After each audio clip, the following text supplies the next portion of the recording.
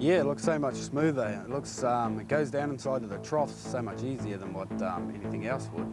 They see a more tidy looking roof. I think that's what's caught the eye of most people. I think it flashes the roof a lot tidier. I guess as lead's really moving out of the scene now, there had to be something which offered the same features as lead, and that really is ease of use and malleability.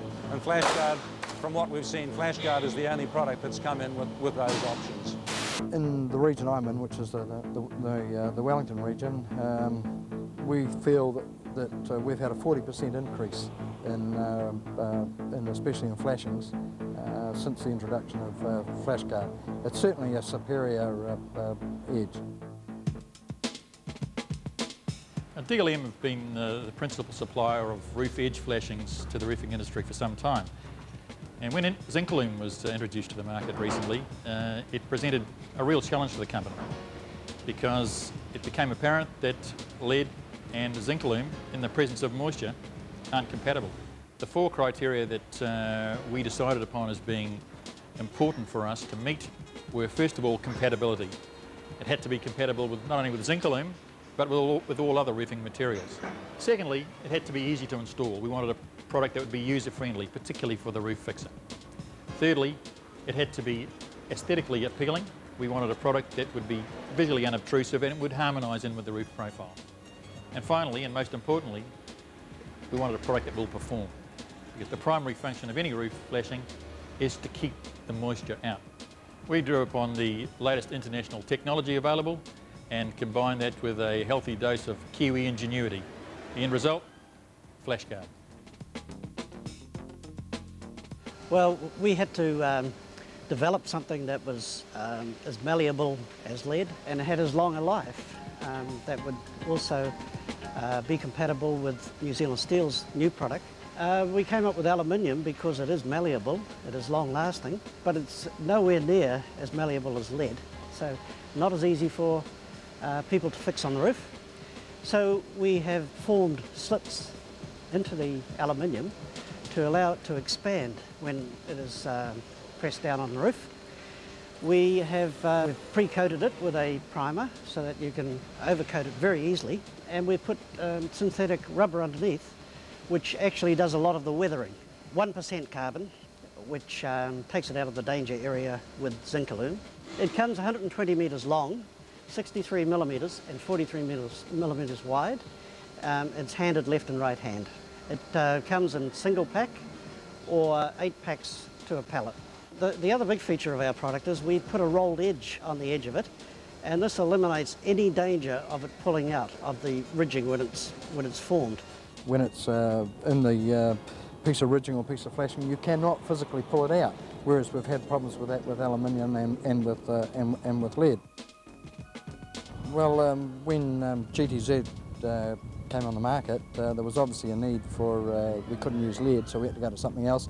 Aluminium was brought in the interim, but with a lot of rework we had to do, there had to be something better on the market, and FlashguardZ came on in June last year, and we've been going with it ever since then. We've been using FlashguardZ now for something like 6 months. We started initially with a small trial run, and eventually as it became more accepted, we've started to convert more fully into it. We needed something that was malleable, that had the same workability as lead, and FlashguardZ seemed to be the answer. So our first trials were simply on that basis to find something which was a soft flashing that had the same workability as lead. Our machine's really set up initially to work on either lead or the other soft flashing option. And FlashguardZ really required no additional modification at all, apart from the extension of the spool arms.